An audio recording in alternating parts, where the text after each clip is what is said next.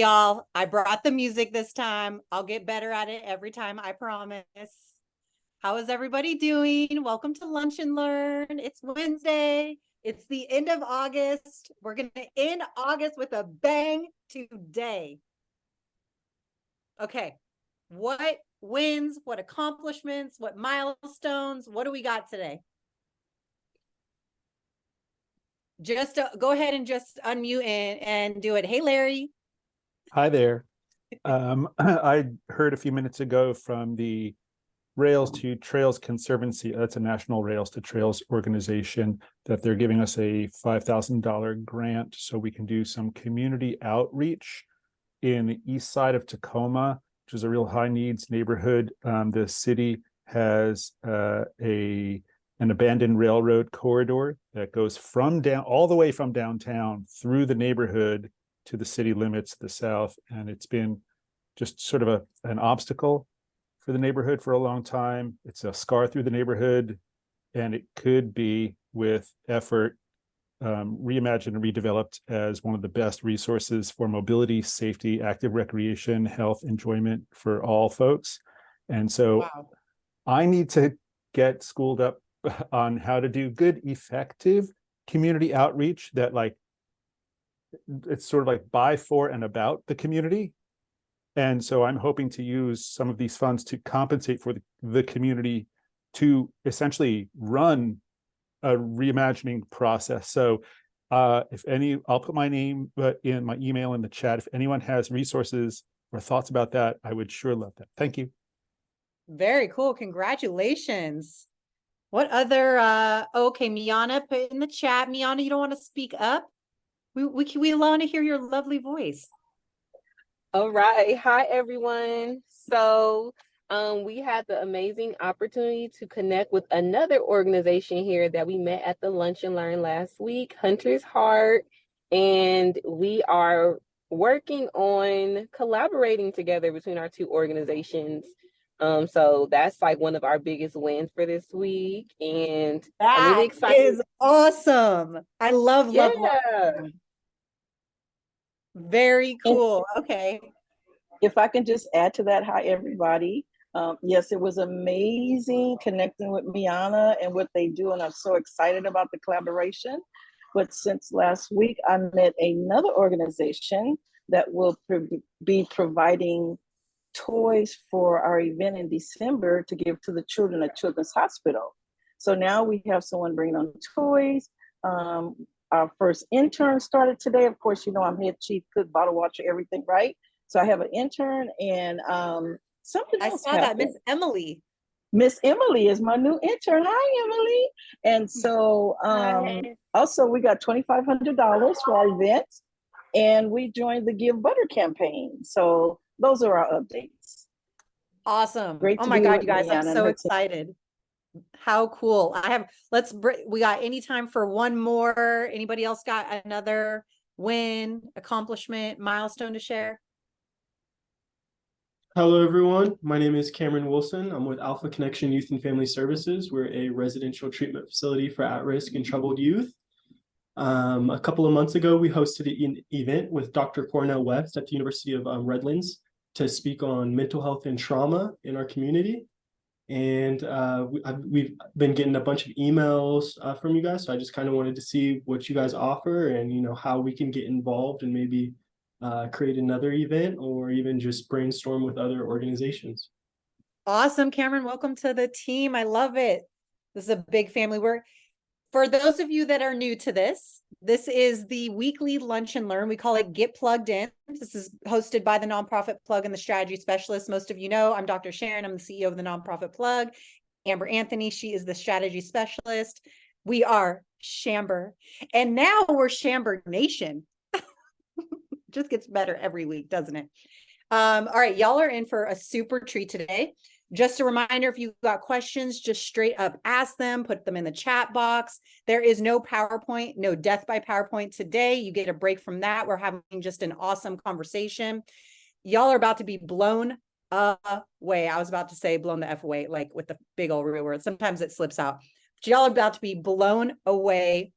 We have Mariah Monique. She is the sponsorship catalyst. if you're trying to land corporate sponsors, sponsorship dollars, partnership sponsors, anything with the word sponsor in it, this woman is your badass sponsorship person. And so that is literally why she's the sponsorship catalyst. So I would love, I'm going to hand off the floor to Mariah. I've got some questions for you, but if you could kind of just give us a general intro, way better than I did, besides calling you a badass, because you are. Just give us a little intro. I love it. I love it. And I love that Taylor said she's gonna get her notebook. Get your notebook, because I mean, yeah, that's right. Taylor Avery, you better get your notebook. So a little bit about me, and thank you, Dr. Sharon, for the intro, and Amber for having me as well for the Lunch and Learn. So a little bit about me. So I started the Sponsorship Catalyst in 2021. I have a background as a funder, so everything that I teach comes from Funders Insight. And so I essentially teach nonprofit organizations how to talk to me. And so basically in 2020, because of everything that happened, racial issues, political issues, and obviously the pandemic, there were a lot of shifts where corporations were giving their dollars to more BIPOC, LGBTQ organizations. And myself, along with other sponsorship colleagues and other companies, were tasked with trying to find organizations that fit this, I want to say newfound criteria, but in all actuality, the money should have already been distributed properly. But pandemic kind of really birthed the opportunity for corporations to reassess where their money was going. And so when I was tasked with this, I ran into a lot of organizations that were not prepared. One, they didn't know sponsorships existed, and it was a thing that they could take advantage of for their nonprofit organization in order to pretty much expand the reach. Two, they didn't know how to navigate conversations, and they did not know how to present something that was sellable or attractive to a sponsor. So I said, I'm just going to start a business. And so that birthed the Sponsorship Catalyst, where I really do like to coach and teach nonprofit organizations how to position their orgs to receive and go after corporate event sponsorships. Now, when I say corporate, I say that it's really loose, right? Because I don't want people to just think about big corporations.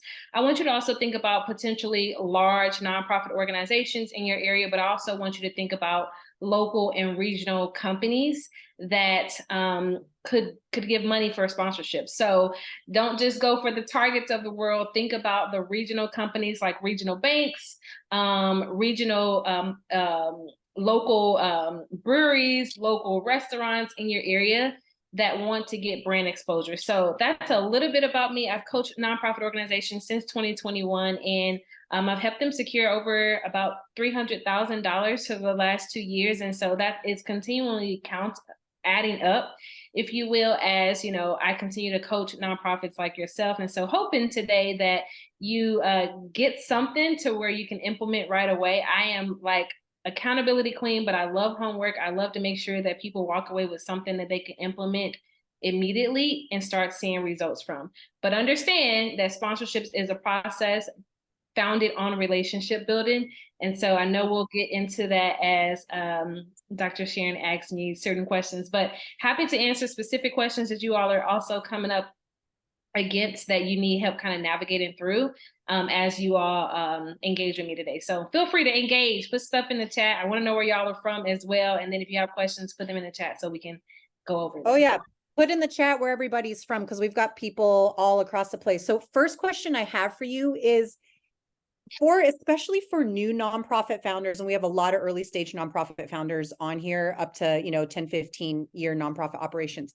Can you give us just a real brief definition of what a sponsorship is? Because people confuse sponsorship and grants. Oh, yeah, great question. So sponsorships are not grants.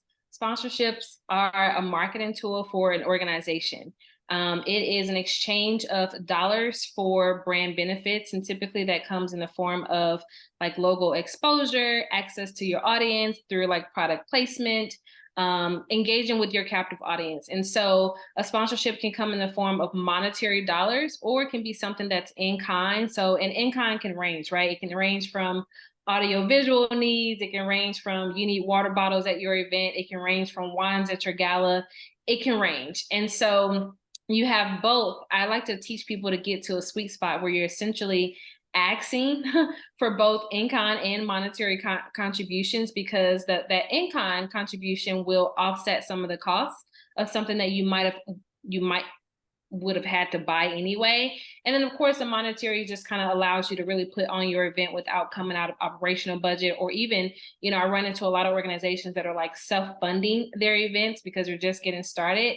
And so at the base level, a sponsorship is an opportunity for organization to have brand awareness at the events that you're hosting, or with the audience that you have, you know, captive, and that you basically have built trust with. And so I add this too, Dr. Sharon, because I noticed that a lot of nonprofits, especially if you're new in the nonprofit game, you know, you come to the table really timid, or really kind of like, I hate to say this, but I want to be real honest, like a begging mentality. But it's like, you have to understand that you bring a lot of value to the table. You have an audience that you've been working with, that you are an expert with, and that, you know, you have to understand that that sponsor wants access to your audience. And so whenever you're going to a sponsorship table, I don't care if they're the local mom and pop shop, or if they are Target, you know, understand that you come to the table with value that your sponsor actually wants access to. So just keeping that in mind as well.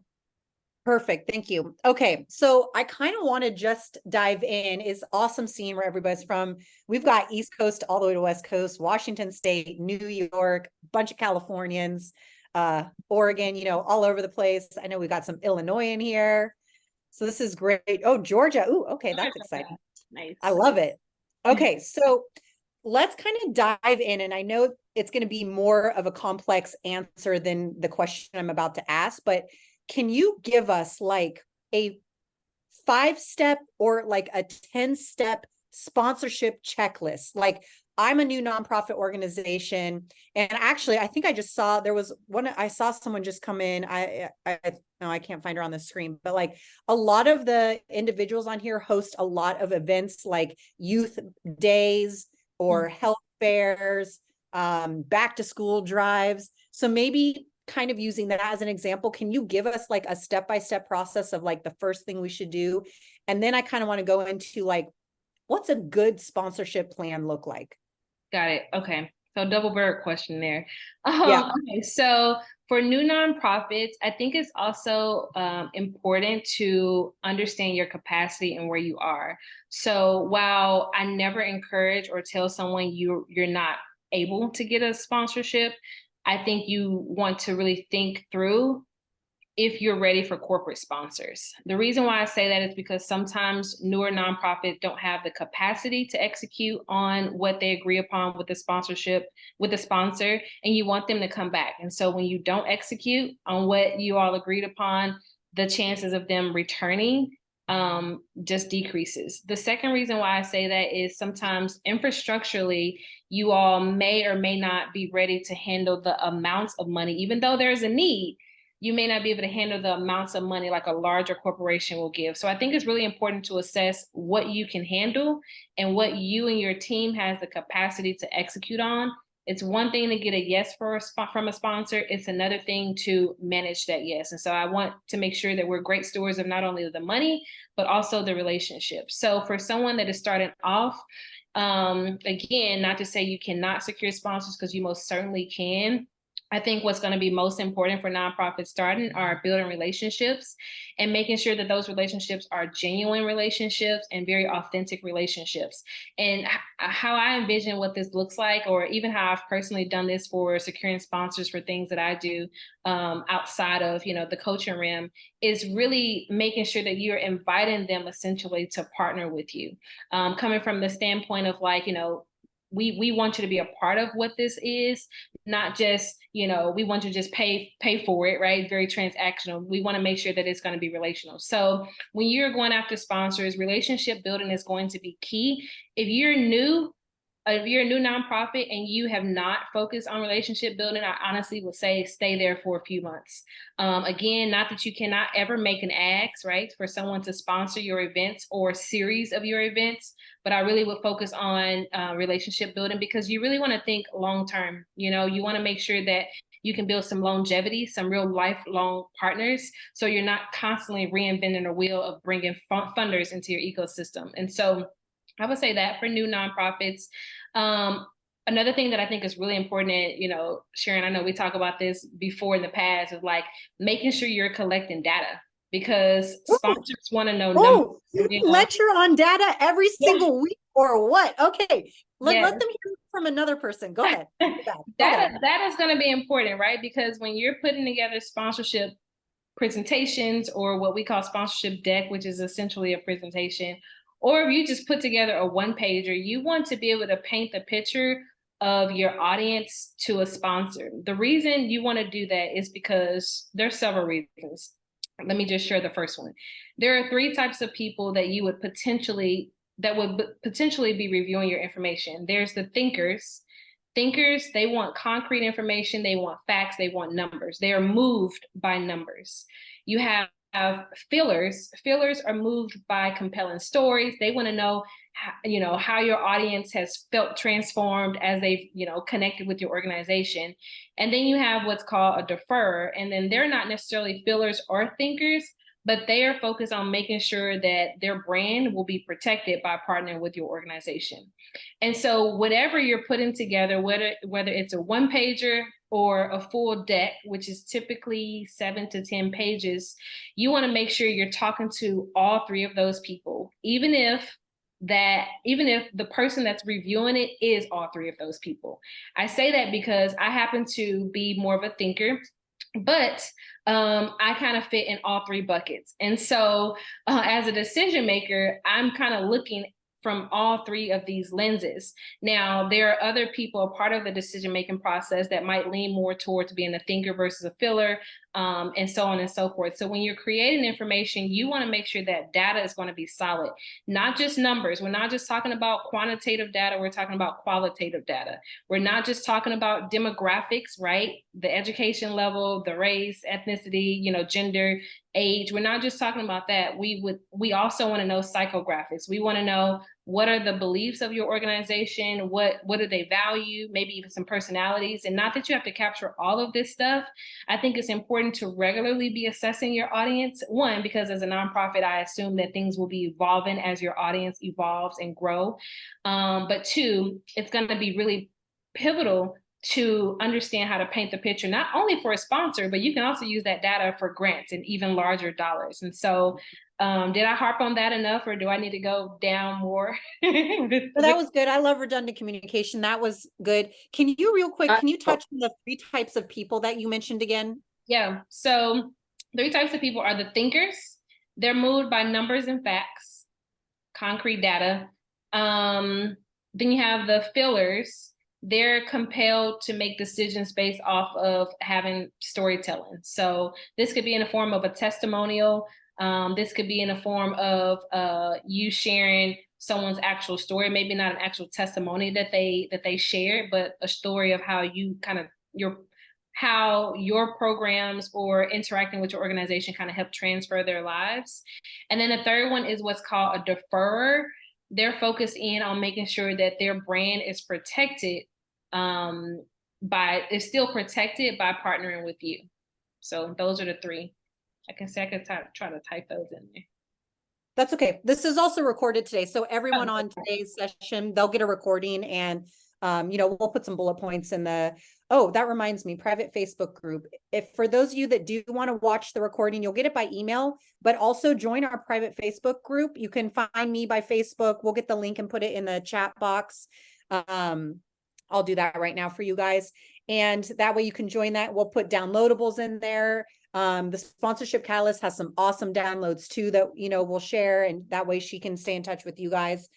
But we'll keep up the momentum with bullet points and summaries and stuff. Awesome. Question for you. So I do see one over here. Yeah, and there's a couple in the chat too. Okay. Did somebody have a hand up that they want to ask, or otherwise I can hit the chat box? No, someone in the chat asked about collecting data, but did someone have a hand up? Sorry. I heard a Tatiana. voice. Oh no, it was me. I just put the question in the chat because you were talking, and I was like, I'll just wait. Okay, perfect. And Tatiana, good question, because we're going to do a whole lunch and learn on data collection, because it's a topic that keeps coming up every single week. So especially for data at events, the best way you can collect data at events is the registration. So pre-registration for your events using a Google form. And then at the events, having, if you've got an iPad or use some sort of device there, registering people at the event, that's the best way you're going to collect that data. And especially, Tatiana, for you, like your back to school event, collecting the data on the kids and how many backpacks you're going. So that way for next year, and if you're working with someone like Mariah with the Sponsorship Catalyst, you can say, well, last year we served 5,000 kids, 5,000 backpacks. This year we anticipate 7,500 kids. We're going to need, 7,500 backpacks. And that's the data you need to show. That's kind of that's more than just, saying the race and the gender and the things like that. They want to know the actual impact.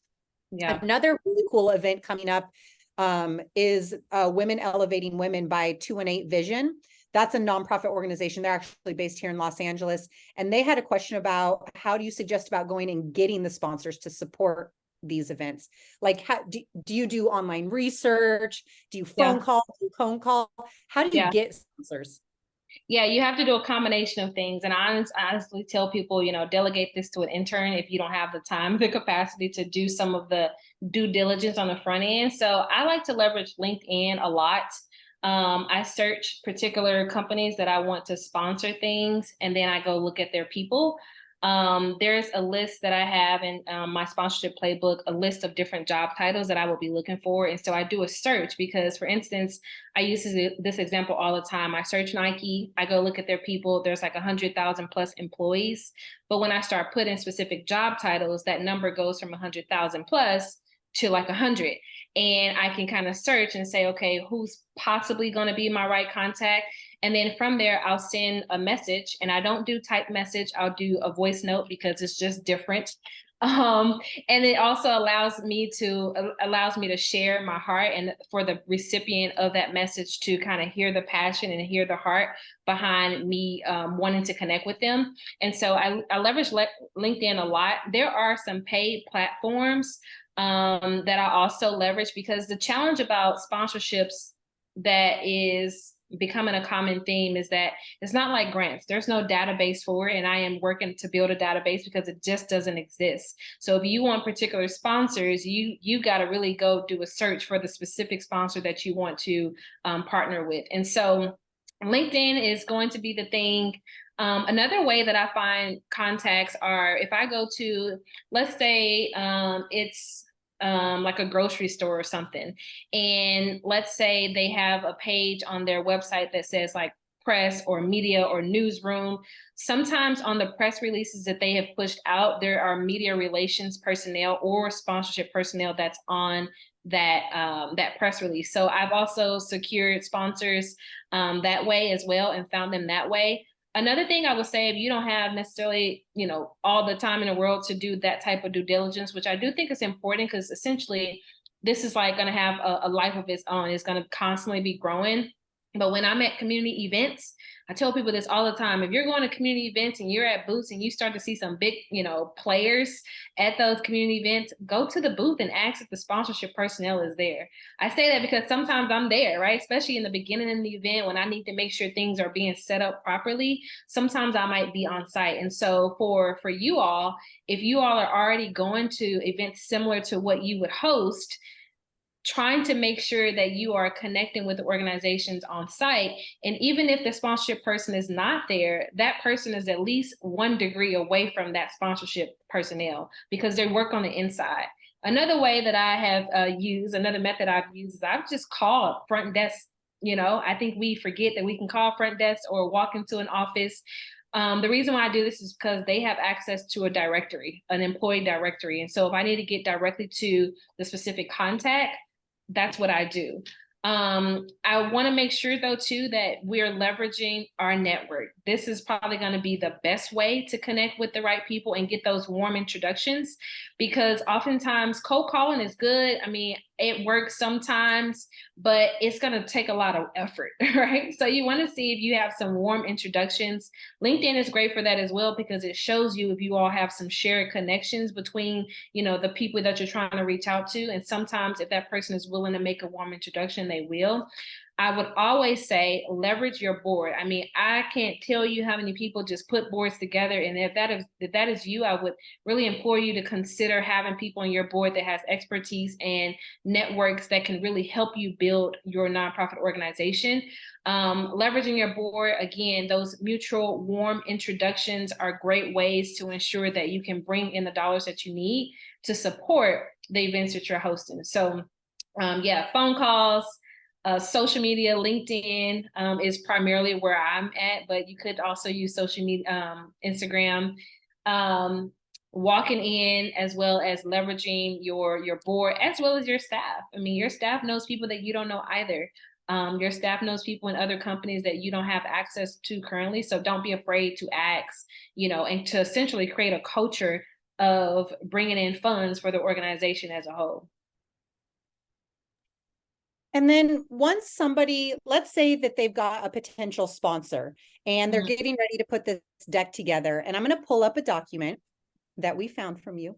Can you talk to us, and I'm just going to put it on the screen so people can reference it, but can you kind of talk to us about what should be in the sponsorship deck? Like, what should you be giving to them kind of in return, like the kind to entice them?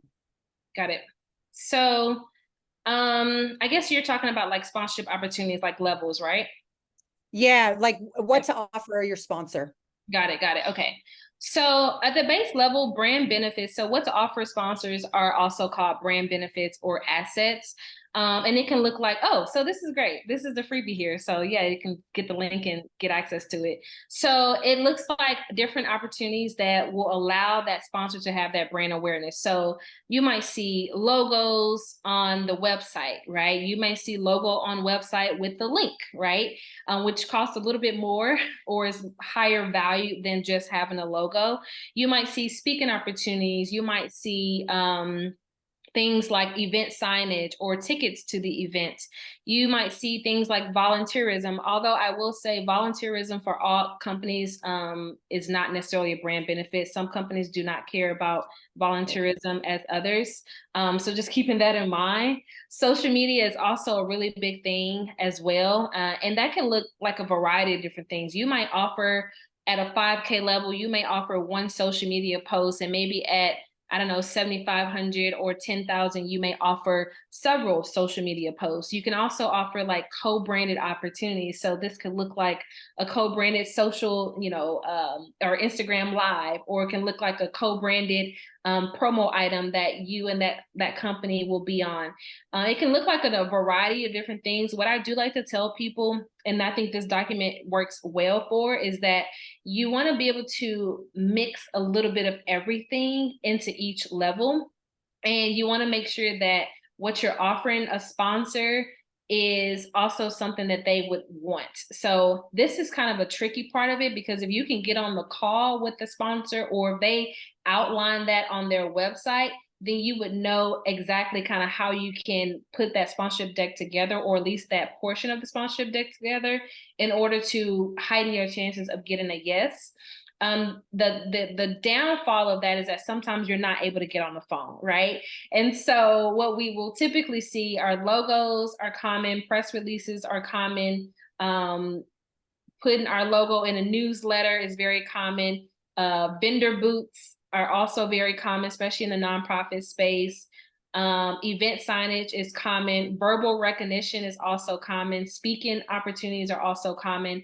And so as you're pricing these different levels, there are really complex formulas for pricing sponsorships, and most of those tools cost thousands of dollars. Reason being is because sponsorships really started in the sports industry, and sports industry just have a lot of money in general.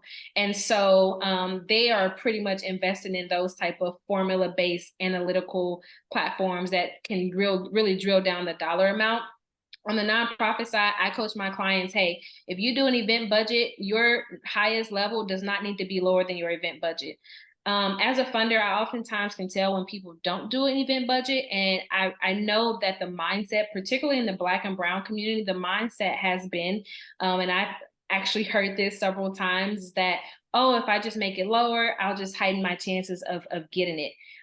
When all actuality in the sponsorship world, when we look at it and sometimes it's too low, we're like, well, you don't really place a lot of value on the event that you just pitched to us. So it gets a little leery. So I always tell people, do an event budget. If your event is $15,000, your highest level needs to be at least $15,000. And honestly, I like to coach people to go up a little bit just so you can have a little bit of a contingency budget.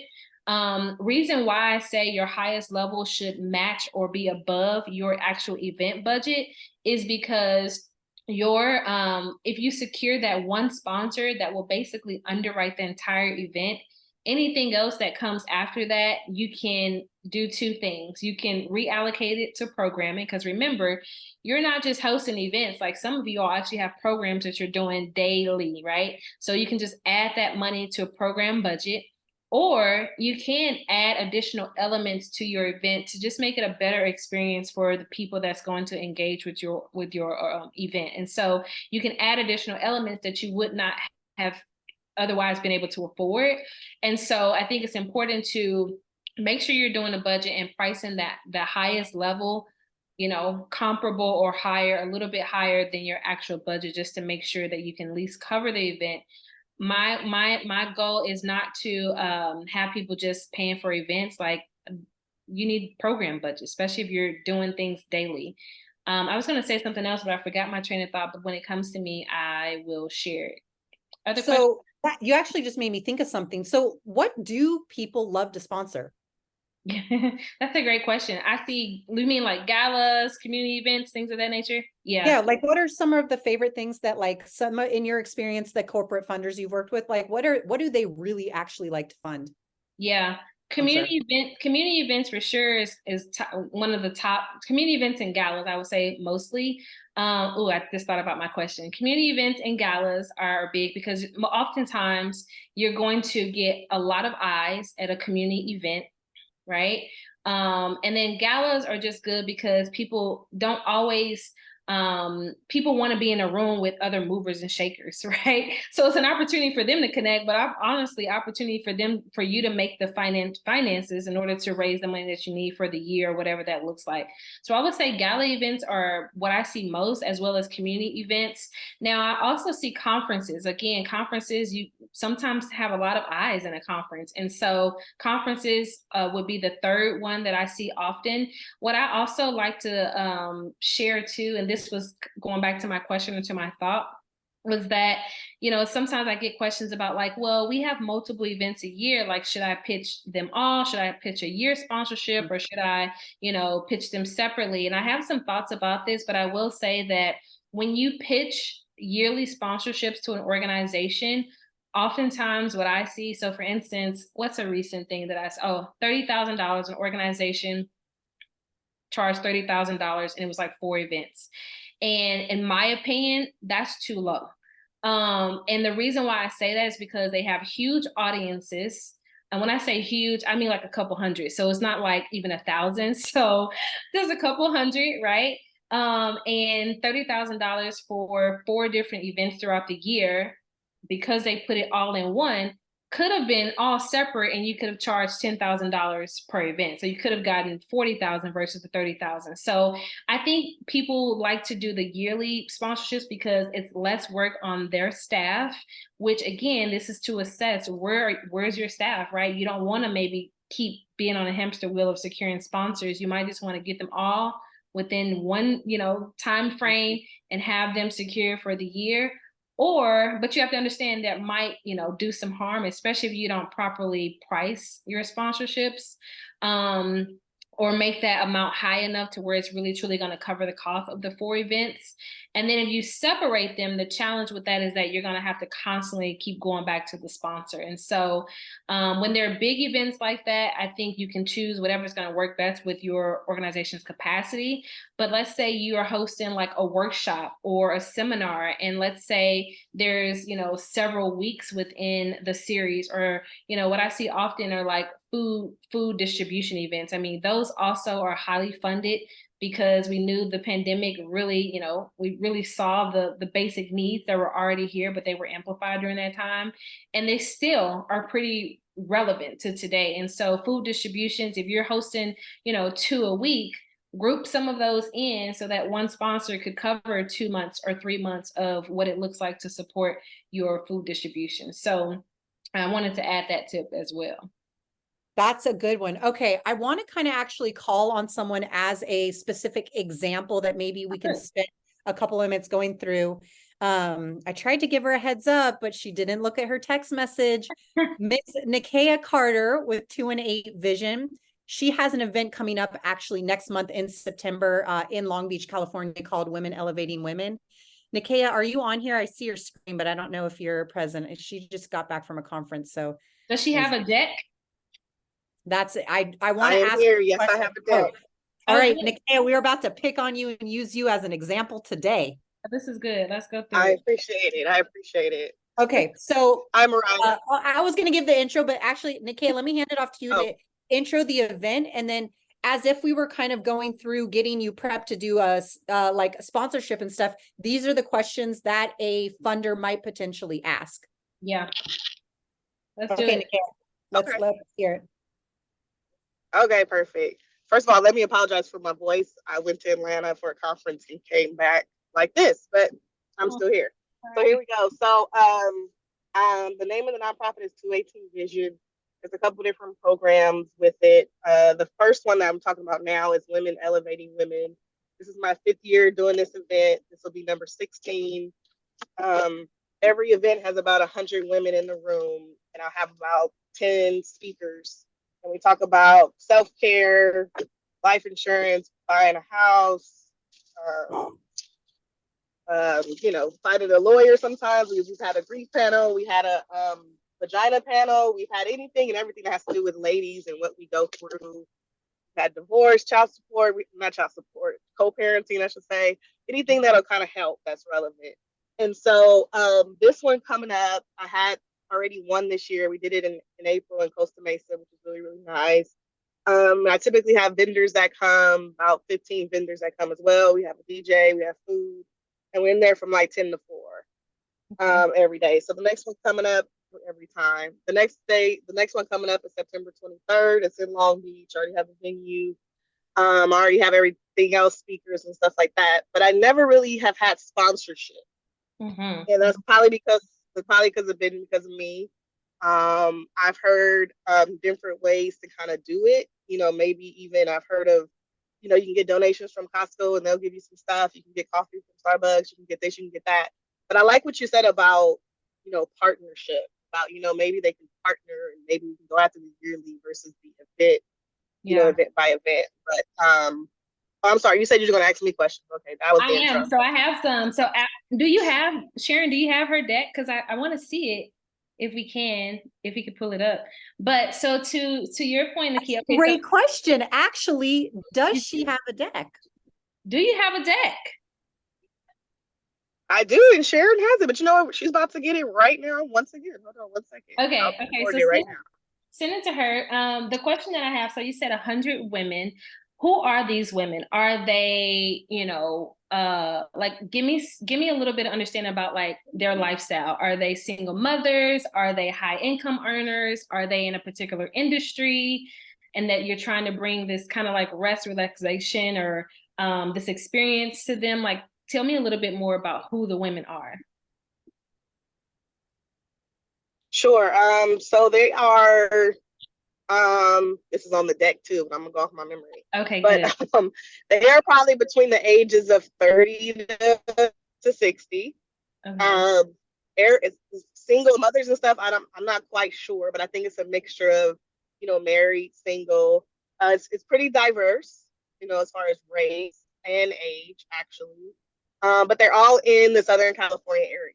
Even if I have it in Costa Mesa, 80% of the people come from LA, wherever. I'm trying to change that though. I really want some Long Beach folks and other folks to come, but that's fine because that's where the community is that I've built online. So that's where they come from. For sure, for sure. So I heard self-care, life insurance, home ownership, and a few other things. When I think of home ownership, I instantly think of like bank. I know Chase Bank has a pillar of home ownership. And sometimes it's a little bit challenging. Sharon, you probably know, just trying to tap into that Chase Bank. But I also think about like Bank of the West, which is a regional organization on the West Coast that you could tap into, especially if someone like a Chase Bank is not easy to infiltrate, if you will. So Bank of the West is what I think about. There's another one as well. I want to say U.S. Citizen Bank. And pre-pandemic, I don't know what this is now, but pre-pandemic, Nakia, you could actually walk into both Bank of the West and U.S. Citizen Bank and talk to like their community rep. They actually can give money like from their local bank, whereas someone like a Chase Bank, you have to actually go through headquarters in order to actually get a yes. Another partner that I've actually worked with on a few different occasions is Raising Cane's. Again, they actually have an application portal. Most of the big companies have application portals, but I thought about Raising Cane's for the simple fact of they're actually a really just good partner in general. And some of their pillars that they focus in on are education, youth development, business development. And there's two more that I can't think about off the top of my head, but if you literally Google Raising Cane sponsorship or any company sponsorships, their page is going to show up. And then another thing with them. That was a good one. Wait, repeat that tip. That was the plug of the Good. day right there. Okay, repeat what you just said about what you literally can just Google. Oh yeah. So yeah, repeat that part again for everybody. Yeah. So if there's a particular company you want to work for, you can Google their name. So what's the company someone wants to work with? I mean, somebody wants to sponsor. I want to work with a Honey Pot. Okay, Honey Pot. So good one. You type Honey Pot sponsorships and see if they have a sponsorship page. This is kind of a part of the due diligence, right? So like sometimes if you have a contact, that's great, right? Because you can automatically ask them those questions, but you should be preparing even for that call by seeing if they already have information on their page. You also want to make sure there's alignment, right? So for instance, I know Dove, for instance, if you search Dove sponsorships, what'll pop up is their page about what they support. So I'm not gonna get on a call with Dove if I know they focus on like young girls building self-esteem and confidence. So if I don't have any programs that support that, then there's not any alignment. The chances of them saying yes will be very slim. And so you want to make sure there's some brand alignment. So yeah, just do a Google search and then you can find out what their pillars are to even make sure there's an alignment. Reason why I say that is because I had somebody ask me, well, why do I care what they, do? Like, I just want the money. And it's like, well, you need to have some brand alignment, right? They need to be in alignment with what your mission and your values are. And they also need to be in alignment with the audience that you serve. Otherwise, you're going to be just putting information out there and you're going to be disappointed on the other end because you didn't really do due diligence on the front end. So yes. And that worked because I literally just put Honey Pot sponsorships into Google and boom, first link, Honey Pot page is all about sponsorships. Yeah. So I put it in the chat for everybody so you guys can see as examples. Thank you for doing that. If you're in like the Detroit area or Charlotte, are there any like North Carolina or Detroit folks? We normally have a North Carolina one on here every week. So go ahead and mention that one because she'll watch the recording. Okay, so I actually just found this out from a client. They told me that Ally Bank was sponsoring them. So I said, well, let me go check out their page. And I did the same thing. And I saw their sponsorship page. Now, the thing about Ally, again, Ally is, I've heard of the name before. So it felt like a national org, but they only support Detroit-based organizations in North Carolina, I think specifically Charlotte, North Carolina. So again, some of these things are very regional, but Ally Bank is pretty big deal. So yeah, you just do a basic search. And sometimes I've heard you mention banks a lot. Sorry, go ahead and finish that thought. And then I want to go back to the banks thing real quick. Yes. I don't know what I was going to say. Go ahead. Oh, my bad. Sorry, Mariah. Okay, so you guys, I don't know if you hear, oh, it looks like Nakia had just gotten kicked out too. Oh, I don't know if you've heard her say banks like 20 times in the past hour today. That's another plug of the day. So not only should you just Google the name of the company and sponsorships, and I put a couple of links in the chat box just to show as an example, because I did exactly what she said. And Nakia, I know you may have gotten kicked out, but I put in the link for Honeypot sponsorships. But the other plug of the day that Mariah just shared with us is your bank. So if you're whoever you're banking with, Chase, Comerica, Yeah. One United, One West, or any of them, sponsorship dollars. Banks really do love that. So Yeah. go after your bank, especially you should be developing that relationship with your branch manager. Make that branch manager your bestie. Yeah. Yeah. You actually brought up two thoughts for me. Make your branch manager your bestie. Make any sponsorship person that comes into your network, make them your best friends. The reason why I say that is because people that actually I have built relationship with in this industry, or that I funded, in the past, those are the people that I think about when extra money is available. So if you're just kind of like being very transactional, that's fine, but it's not long lasting.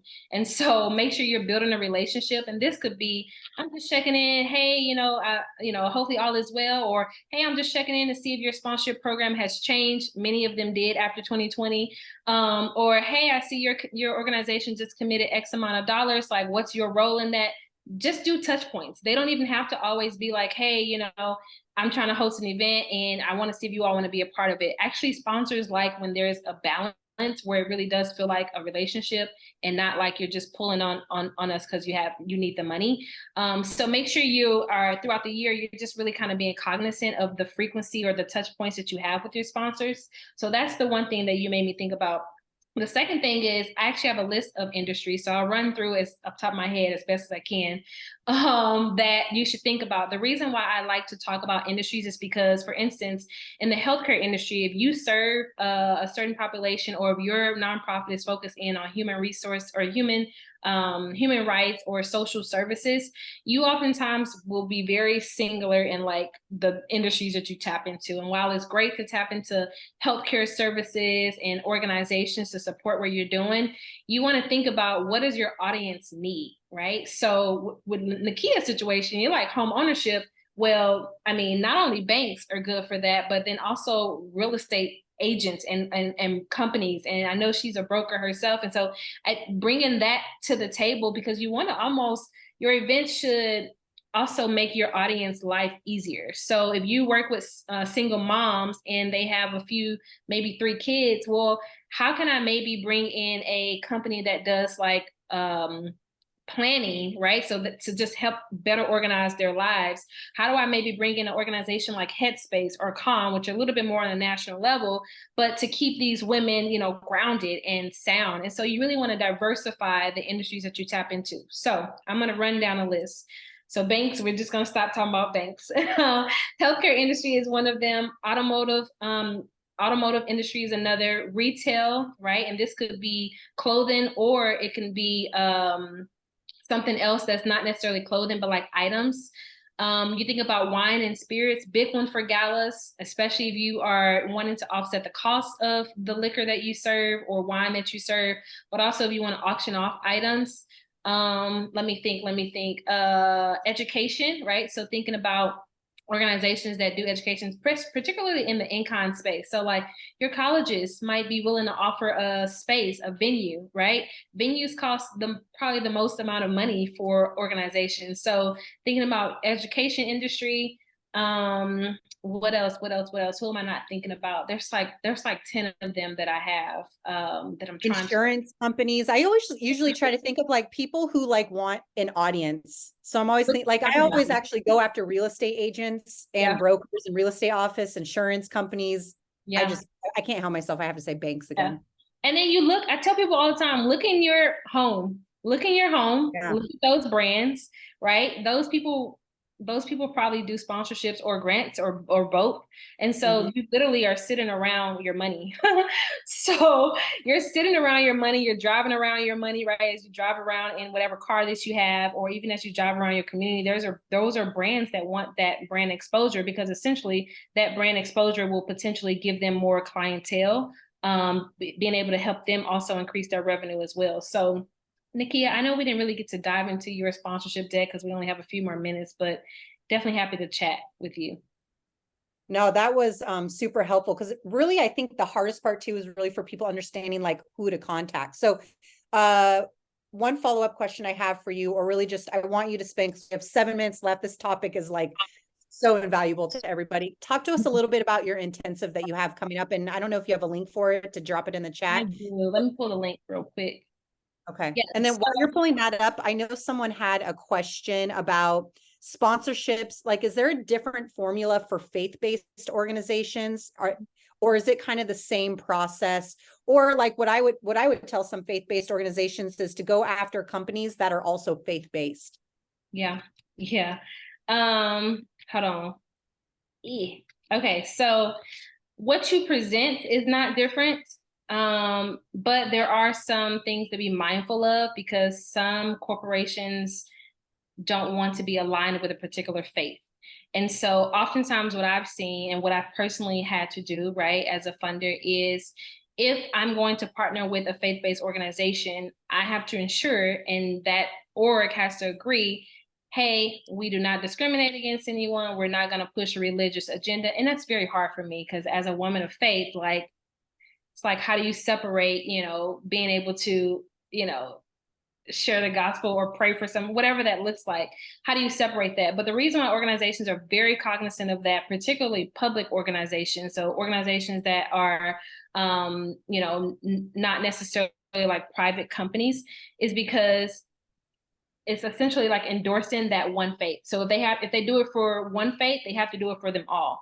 And that all gamut can range, right? And so most companies will have some type of clause, or they will want you to agree to a certain statement before they fund you.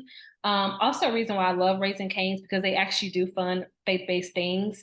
And so even as I put together the database for sponsorship companies, that's something that I'm going to highlight, because I know it's a little bit more challenging for faith-based companies or organizations to get funding, especially because a lot of bigger corps don't want to associate with one religion or the other. This also is get really tricky for like Christmas, right? So I know a lot of organizations move towards, hey, we can only sponsor this if, this stuff is agnostic. So instead of it saying Christmas and having Christmas trees or Santa, it needs to be like, a winter wonderland versus a Christmas toy drive, so you have to be a little bit more sensitive, I would say, unfortunately, with how you position your organization.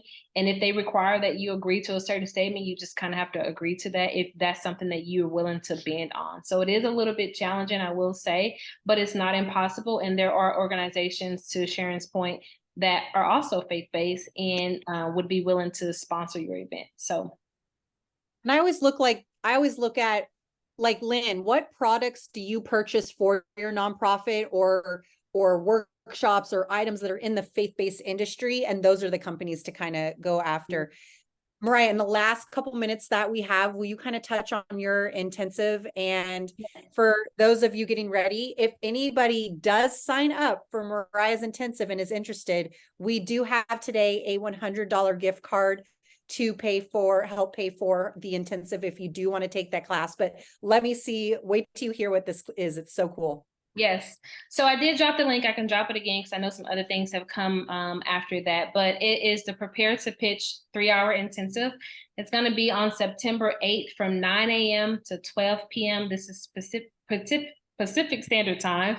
And it's an opportunity for us to essentially build out page by page your customizable sponsorship deck messaging. So it's going through what each page needs to say specifically for your organization. So ideal, people that should be in this group would be people that have events that are coming up. Now, what I will say, coming up at least 6 months out, because you want to make sure you give yourself time. So we'll be building out your sponsorship deck. We also will be connecting you with or identifying at least 5 to 10 potential sponsors for your organization, so you can immediately reach out to them. And then there are plug and play email templates that you can literally, after we kind of, go through your deck and put that together, you can immediately email the folks that we've identified during the class. That way you can send something tangible to start initiating those conversations with sponsors. And so after the 3-hour intensive, I am going to open up access to me for 7 days in a private Slack community. So again, because I know sometimes these things do take time, and so you can ask questions to help navigate anything that you are struggling with in terms of making sure that your documentations and things that you want to present to a sponsor is going to run smoothly, and just to boost the confidence of understanding that what you bring to the table is very valuable. And so the cost of that is $595. And again, I know Sharon and Amber are going to contribute, I think just to one person, $100 off, right? So just one person. Yep. So whoever shoots me an email first, info@thenonprofitplug.com, I will have a $100 gift card for you for Mariah's intensive event. info@thenonprofitplug.com. First email I get gets the $100. And I'm going to drop the link again. There's only 10 spots available for this. I cannot take everybody. I don't want to take everybody. I really want to take people that I can truly help and that are in a position to actually go after larger dollars. And so if that is you, feel free to apply.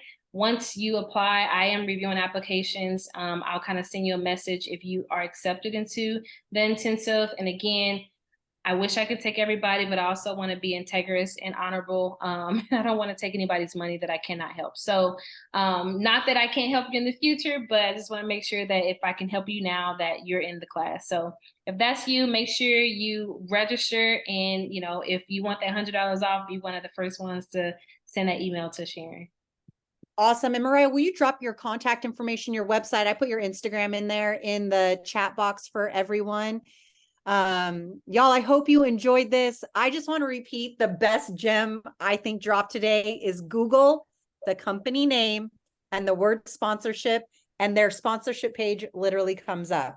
Yeah. First step, that's in your sponsorship research, having your deck ready, understanding and knowing your data, understanding your needs for the organization. Tatiana, yeah, go ahead. So how often do you do this? Because I feel like my nonprofit right now is not necessarily in the position to apply right now to do this program. However, I think like in the future, sometime next year, it would be a great investment for me to do that. So how often do you do that? That's a great question. So this is the beta of this particular program. I'm always launching different workshops and things of that nature.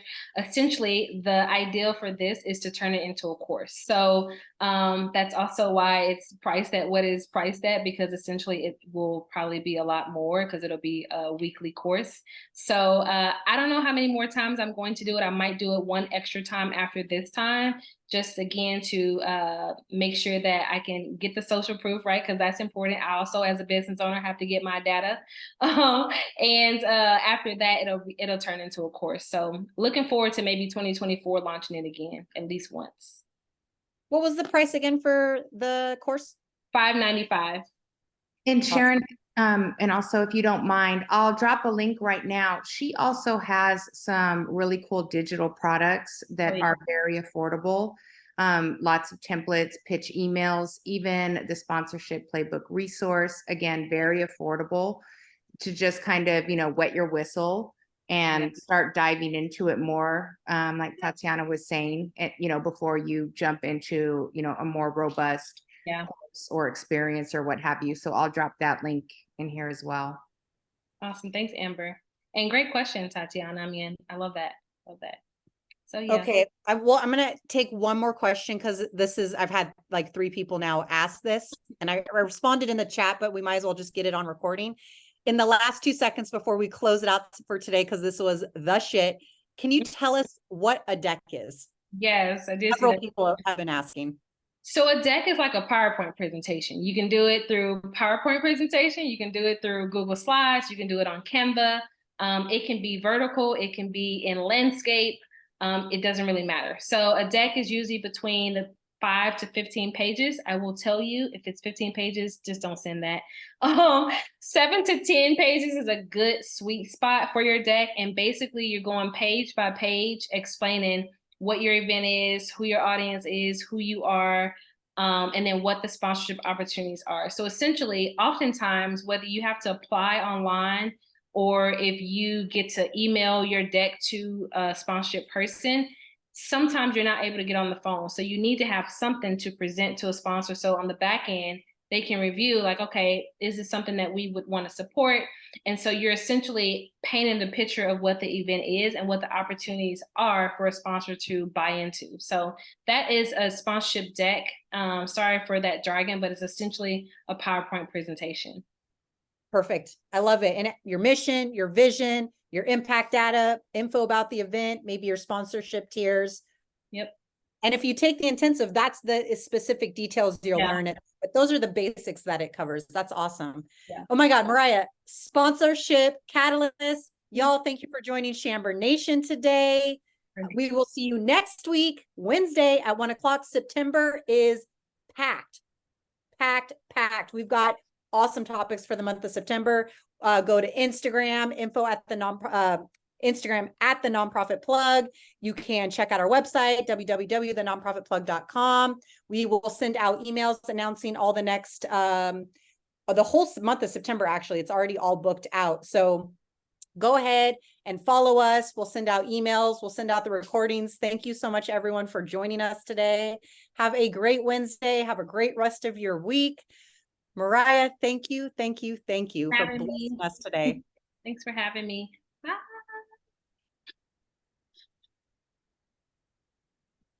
Now I need closeout music. Shoot, this music thing's getting complicated.